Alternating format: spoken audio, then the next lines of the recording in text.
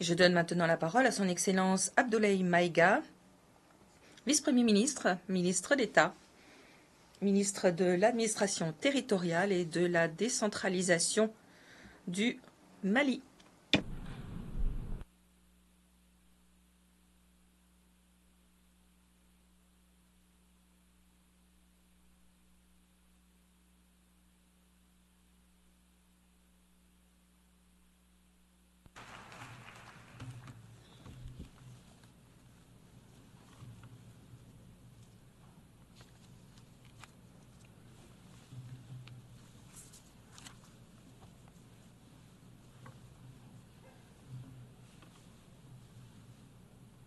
Monsieur le Président de l'Assemblée générale, Mesdames et Messieurs les chefs d'État et de gouvernement, Monsieur le Secrétaire général de l'Organisation des Nations unies, Mesdames et Messieurs, à l'entame de mes propos, je voudrais vous adresser les chaleureuses salutations de Son Excellence le colonel Assimi Goïta, président de la transition, chef de l'État du Mali, celles du gouvernement et du peuple malien.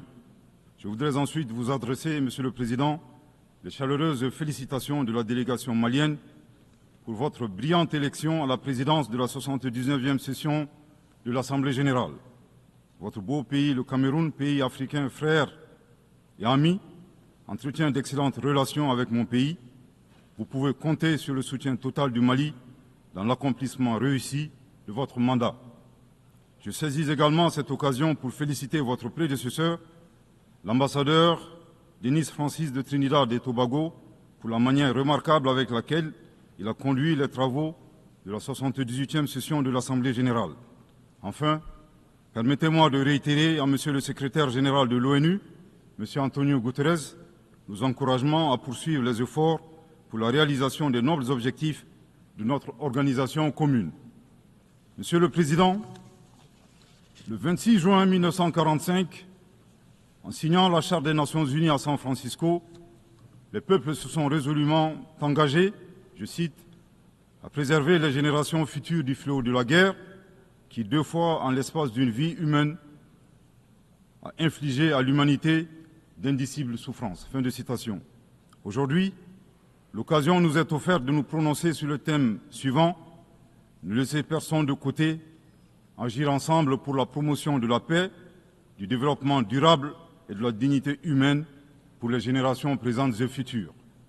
Le choix de ce thème qui intervient 79 ans après la signature de la Charte des Nations unies est-il un pur hasard ou le résultat d'une construction mentale? Nous l'ignorons. Cependant, force est de constater malheureusement que se pose encore avec forte acuité la problématique de la préservation des générations, non seulement celle du futur, mais également la nôtre. Est-ce pour autant un échec des Nations unies? Incontestablement, une évaluation objective avec des recommandations réalistes de notre système collectif serait salvatrice pour notre devenir. Monsieur le Président, le Mali salue la pertinence de ce thème qui est d'une actualité brûlante, tant il est vrai que les tensions et les guerres en cours continuent, hélas, de menacer la paix et la sécurité internationale, le développement et les droits fondamentaux des populations. Cette remarque est celle d'un pays qui a connu depuis 2012 une crise multidimensionnelle complexe ayant entraîné la perte de plus de la moitié de son territoire et de nombreuses victimes innocentes, suite à une association à la fois incestueuse et opportuniste de groupes terroristes et de groupes armés. Monsieur le Président, le drame du Mali remonte à l'allégeance à Al-Qaïda du groupe salafiste pour la prédication et le combat, le GSPC algérien, le 11 septembre 2006, exacerbé par l'intervention militaire hasardeuse de l'OTAN en Libye en 2011. La déstabilisation de ce pays frère a aggravé les facteurs d'insécurité dans nos pays, à savoir le terrorisme, les trafics en tout genre, le blanchiment de capitaux, les conflits communautaires manipulés par les terroristes et leurs sponsors étatiques étrangers et les actions violentes d'individus isolés. Pour leur part, les autorités maliennes, après avoir fait le constat de l'échec des forces internationales présentes sur le territoire national depuis 2013, ont décidé de reprendre leur destin en main. Ainsi, depuis le 7 juin 2021, après la prestation du serment de son Excellence le colonel Assimi Goïta comme président de la transition chef de l'État, s'est ouvert un vaste chantier d'équipement et de réorganisation des forces de défense et de sécurité associé à un projet de refondation du Mali. Les Assises nationales de la refondation, lancées en décembre 2021, ont permis aux Maliens de procéder à un diagnostic exhaustif des causes de la crise, puis d'adopter 517 recommandations pertinentes. À ce sujet, après avoir vécu une insécurité imposée par l'état de nature, le constat concernant le Mali est effarant. Violenté, humilié, pillé et torpillé, abandonné en plein vol, poignardé dans le dos, les expressions ne sont pas limitatives pour décrire la souffrance subie par le peuple et les forces de défense et de sécurité maliens. Fort de cette expérience et réalisant que le péril malien ne résultait que de l'état de nature, son Excellence le colonel Assimi Goïta, président de la transition chef de l'État, s'est contraint d'élaborer une vision réaliste de la géopolitique en convoquant un proverbe populaire en langue bambara, ici traduit librement et contextualisé, je cite, « La succulence de la sauce des uns dépend du pillage des bovins des autres ». Fin de citation. Thomas Hobbes, décrivant l'état de nature de manière identique, affirmait, je cite, que l'homme est un loup pour l'homme. Grâce à ce proverbe qui fait référence à la gastronomie et à la cinégétique, le chef de l'État décrit la dure réalité impitoyable des relations internationales et surtout la place de l'Afrique, dont le pillage des matières premières a servi au développement des autres et non celui des Africains dans leur grande majorité. À cette vision s'ajoute une orientation du chef de l'État qui appelle les Maliens, dans le cadre de la refondation, à redevenir eux-mêmes. En effet, le chef de l'État a procédé le 23 avril 2024 au lancement du programme national d'éducation aux valeurs, qui vise un retour aux sources sans lesquelles il serait difficile d'envisager un avenir radieux pour notre pays dans sa quête légitime de souveraineté. L'invitation à redevenir nous-mêmes ne saurait faire l'économie de la question de savoir qui nous sommes. La réponse immédiate à cette interrogation est donnée par la devise du Mali, un peuple, une grande famille, nation cosmopolite, un but, magnifier la diversité dans l'unité, unis pour bâtir le bien commun, et enfin une foi, la foi à ce que Dieu a donné comme ressource pour la réalisation de la prospérité. En vue de donner plus de relief à la définition du Malien, le professeur Ibrahim Diaye, expert au sein du comité chargé de la mise en œuvre du programme national d'éducation aux valeurs, indique que le Malien se caractérise d'une part par 5 valeurs cardinales, à savoir l'humanitude, l'empathie, l'obligation de transmettre les valeurs humaines aux générations futures, le sens de l'honneur, l'acceptation de la différence et de l'altérité au plan sociétal, humain et culturel, et d'autre part, 5 principes inviolables en lien avec le pays lui-même, à savoir un Mali indivisible, inaliénable, non hypothécable, nul ne peut en disposer comme propriété privée, impérissable. Monsieur le Président, en privilégiant d'être eux-mêmes, les Maliens créent une troisième voie, ne pas devenir des prédateurs, des barbares sans foi ni loi, à la recherche des bovins d'autrui, ne pas devenir les éternelles victimes impuissantes face à la prédation. La voie médiane promue par le Mali consiste à réaliser notre développement en empruntant un chemin plus vertueux. Veiller au respect de notre souveraineté tout en respectant celle des autres. Refuser l'hétéronomie tout en refusant de nous ingérer dans les affaires intérieures des autres. Être ouvert à tous les partenariats sur une base gagnant-gagnant. Aussi, il est important de relever que ces principes et valeurs caractérisent, mutatis mutandis, les peuples frères du Burkina Faso et de la République du Niger. Concernant le processus de transition politique au Mali, il convient de rappeler que, à l'issue des assises nationales de la refondation, le peuple malien a fait le choix de mener des réformes politiques avant d'organiser les élections, en vue d'ancrer profondément une gouvernance vertueuse. La mise en œuvre des recommandations des assises a permis d'engranger des résultats tangibles, notamment la mise en place de l'autorité indépendante de gestion des élections, l'adoption de la nouvelle constitution le 22 juillet 2023, suite à un référendum bien organisé, le parachèvement de la réorganisation territoriale et administrative, le renforcement de la lutte contre la corruption et la transparence de l'action publique, la relecture du code minier plus équitable et favorisant le contenu local. Monsieur le Président, soucieux de pérenniser l'unité nationale, fondement de tout développement, le chef de l'État a annoncé le 31 décembre 2023 la tenue du dialogue intermalien pour la paix et la réconciliation afin, dit-il, d'éliminer les racines des conflits communautaires et intercommunautaires dans le but ultime de réconcilier les communautés. Respectant une approche participative et inclusive, le dialogue intermalien qui s'est déroulé en 3 phases, communale, régionale et nationale, a permis aux Maliens de l'intérieur et de la diaspora d'échanger en toute transparence en vue de trouver des solutions endogènes de prévention, de gestion et de règlement des conflits. À la différence de l'accord pour la paix et la réconciliation issu du processus d'Alger, dont certains groupes signataires ont ouvertement basculé dans le terrorisme et qui était devenu un prétexte pour certains États de s'ingérer dans les affaires intérieures du Mali. Le dialogue intermalien a permis aux Maliens de laver leur linge sale en famille sans aucune interférence extérieure. Après la fin de l'accord d'Alger le 25 janvier 2024, aujourd'hui, le dialogue intermalien et ses recommandations officiellement remises au chef de l'État le 13 mai 2024 demeurent le seul cadre de règlement des conflits internes. Nous réitérons un appel à tous les Maliens à s'inscrire dans cette dynamique de réconciliation, une étape indispensable au retour à l'ordre constitutionnel apaisé et sécurisé grâce à l'organisation d'élections présidentielles. Sur le plan de la lutte contre l'insécurité, depuis que les forces de défense et de sécurité maliennes ont lancé des actions offensives de manière autonome, de nombreux succès ont été remportés sur le terrain de la lutte contre le terrorisme. Toutes les régions ont été reprises des mains des groupes terroristes, notamment la région de Kidal, le 14 novembre 2023, à la suite d'une opération militaire mémorable. Aujourd'hui, les groupes terroristes ont été sérieusement affaiblis. Les forces de défense et de sécurité sont déployées sur l'ensemble du territoire national. En outre, les actions offensives de nos forces se poursuivent pour démanteler les réseaux terroristes résiduels. Le gouvernement du Mali reste conscient que la réponse uniquement sécuritaire a ses limites.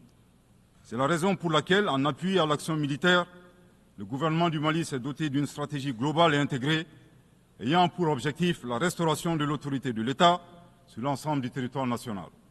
Elle comprend des mesures politiques, administratives, de développement économique et social, y compris le dialogue avec les groupes armés et la fourniture des services sociaux de base à nos braves populations. En dépit de ces résultats fort appréciables, ces groupes criminels gardent encore une certaine capacité de nuisance dans leur tentative désespérée de porter atteinte à notre intégrité territoriale et de terroriser nos populations.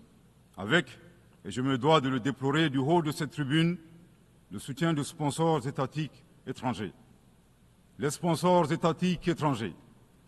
Après des années de dénonciation de ces acteurs étatiques qui soutiennent le terrorisme international, les autorités ukrainiennes ont violé ouvertement et de manière inédite la Charte des Nations Unies, ainsi que les conventions et résolutions pertinentes des Nations Unies relatives à la prévention et à la lutte contre le terrorisme, lorsque des officiels de ce pays, ayant confondu la scène internationale et la scène de théâtre, ont avoué la participation active de leur pays à la lâche attaque terroriste ayant visé une patrouille des forces de défense et de sécurité du 24 au 26 juillet 2024 à Tinzaouatin, dans la région de Kidal. Monsieur le Président, au regard de la complexité de la situation au Sahel, et motivés par leur seul désir de prendre le destin de leur pays en main, Leurs Excellences, le capitaine Ibrahim Traoré, président du Faso, chef de l'État du Burkina, le colonel Assimi Goïta, président de la transition, chef de l'État du Mali, et le général de brigade Abdourahmane Tiani, président du Conseil national pour la sauvegarde de la patrie, chef de l'État du Niger, ont dans un premier temps institué l'Alliance des États du Sahel, une architecture de défense collective et d'assistance mutuelle dans la lutte contre le terrorisme, en signant la charte du Litpako-Gourma le 16 septembre 2023. 10 mois plus tard, précisément le 6 juillet 2024, les pères fondateurs de l'AES ont souverainement décidé de transformer ce mécanisme en une confédération centrée sur 3 axes: la diplomatie, la défense et le développement, avant de parvenir à terme à une fédération. En si peu de temps, des résultats édifiants ont pu être obtenus dans la lutte contre le terrorisme grâce à la mutualisation des moyens de défense, des opérations militaires conjointement menées et un engagement sans faille à éradiquer le terrorisme. C'est la raison pour laquelle les États membres de la Confédération des États du Sahel ont adressé le 19 août 2024 une lettre conjointe au Conseil de sécurité des Nations Unies pour dénoncer le soutien des autorités ukrainiennes au terrorisme international, condamner l'agression contre le Mali, demander au Conseil de sécurité de prendre des mesures appropriées contre les autorités ukrainiennes. Soit dit en passant, qu'il me soit permis de rappeler que ce nouvel envoi de lettres intervient pendant que le Mali attend encore la suite réservée à une précédente lettre de saisine du Conseil de sécurité des Nations Unies en date du 15 août 2022 afin d'exposer les actes d'agression français à son encontre ainsi que leur implication dans la promotion des 3 formes de terrorisme au Sahel, à savoir le terrorisme armé, le terrorisme économique et le terrorisme médiatique.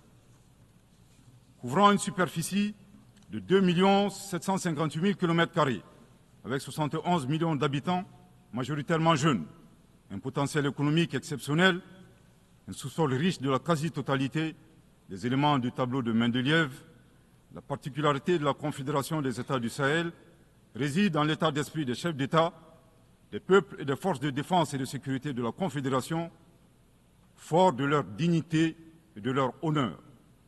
Motivés plus que jamais par le sang versé des leurs, décidés à combattre le terrorisme sous toutes ses formes et honorer la mémoire des victimes, civiles comme militaires, sahéliennes comme étrangères, de la barbarie, déterminés à défendre l'intégrité de leurs terres et assurer leur prospérité de manière pacifique. Comme le stipule le préambule de la charte du Liptako-Gourma, qui fait référence à plusieurs organisations internationales, notamment la CEDEAO et les valeurs universelles. Au Seigneur de la guerre et du chaos, avec l'aide de Dieu, nous triompherons encore et toujours de vos œuvres funestes et diaboliques.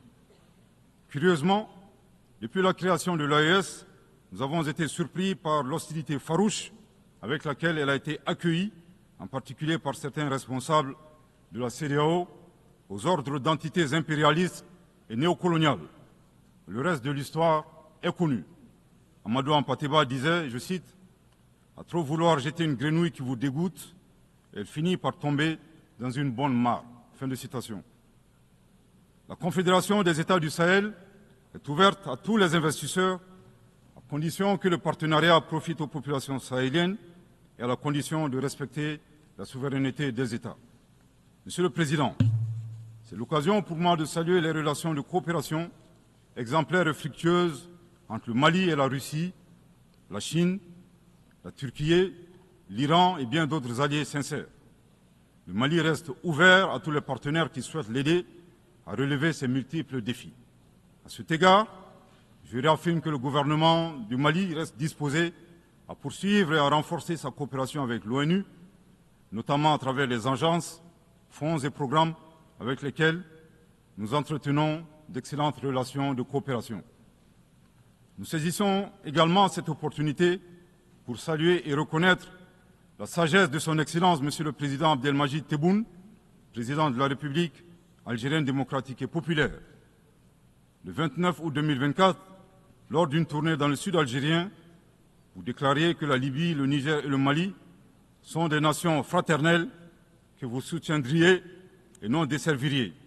Le peuple malien n'a pas été surpris par ces propos, qui indiquent éloquemment votre panafricanisme, à l'instar de vos célèbres prédécesseurs, dont feu le président Abdelaziz Bouteflika, affectueusement appelé Abdelkader Mali.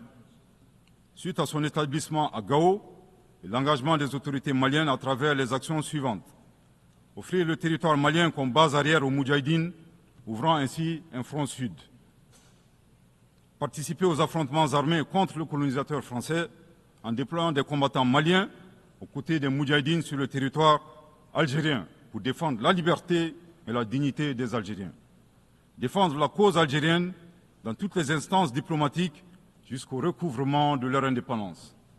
Cependant, il est de notre devoir d'appeler votre haute attention sur les propos incongrus de vos collaborateurs, allant à contresens de votre souhait de promouvoir des relations harmonieuses avec vos voisins dans le Mali. Le 31 juillet 2024, le ministre algérien des Affaires étrangères déclarait que la crise malienne n'avait pas besoin de solution militaire. C'était un conflit entre frères.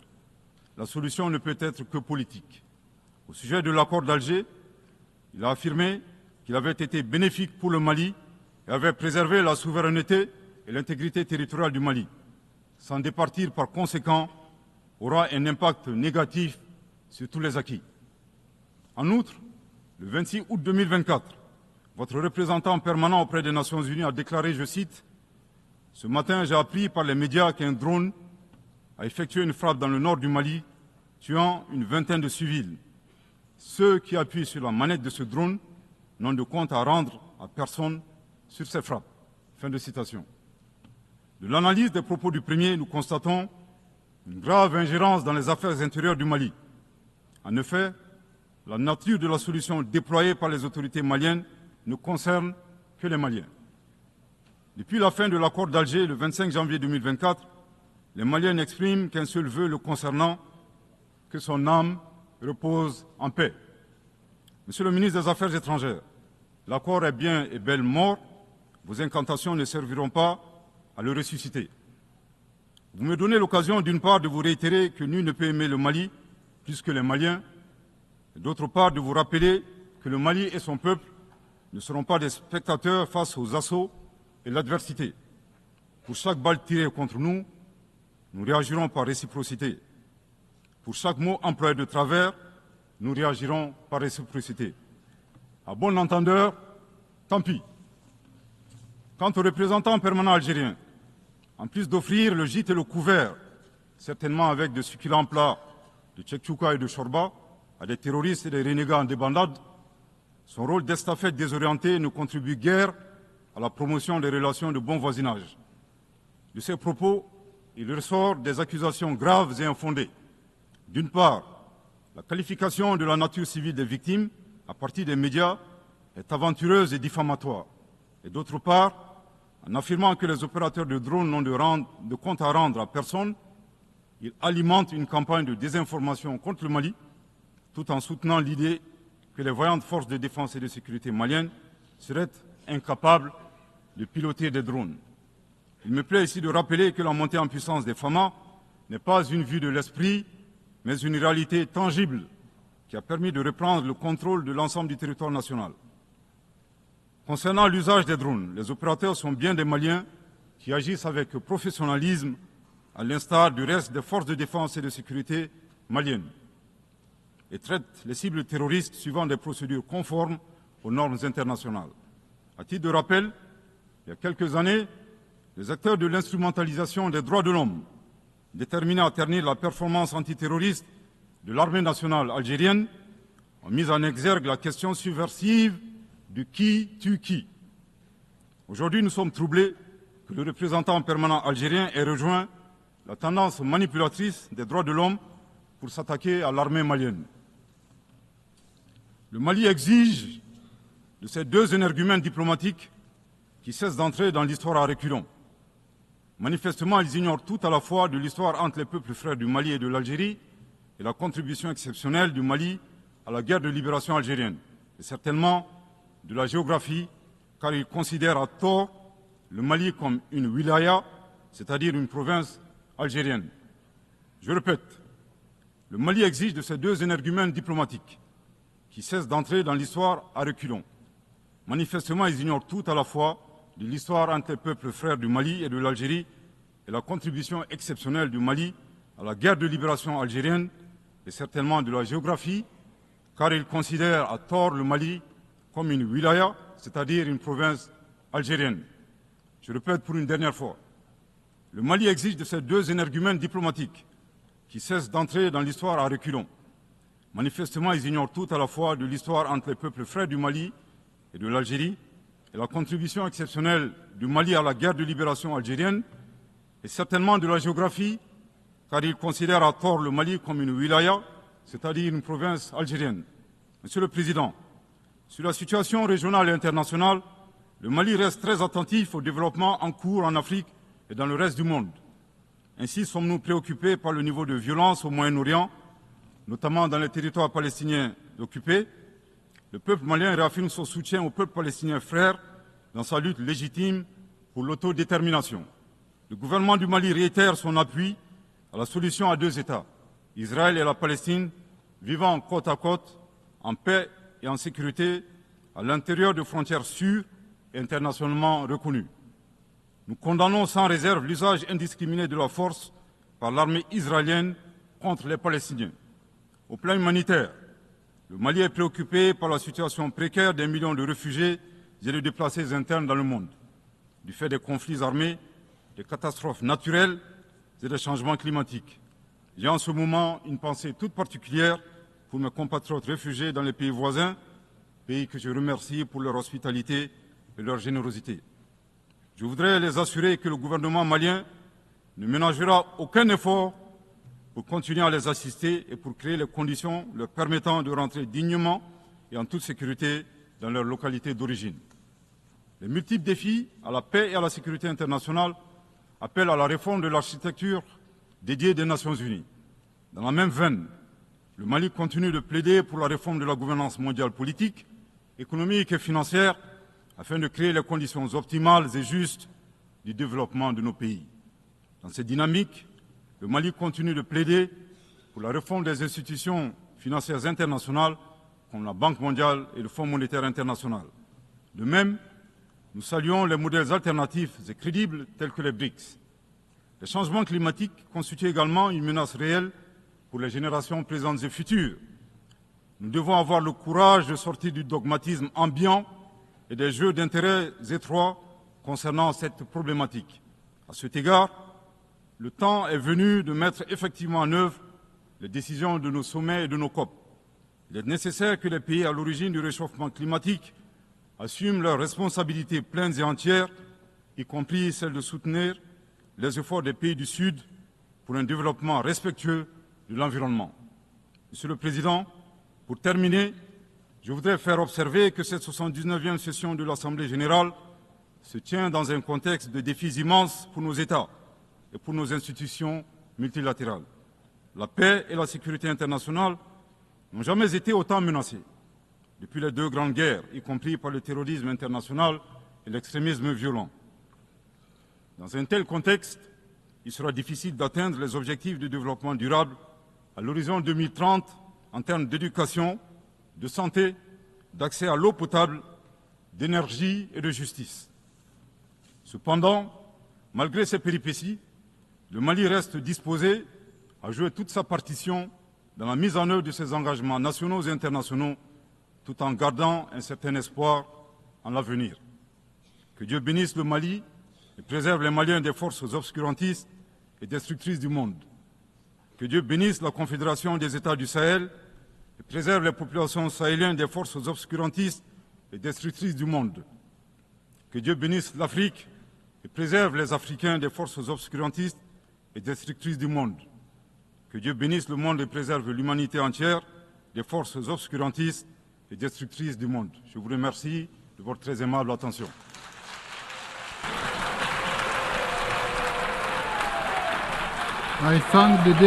Je remercie Monsieur le Vice-Premier ministre, ministre d'État, ministre de l'Administration territoriale et de la décentralisation du Mali.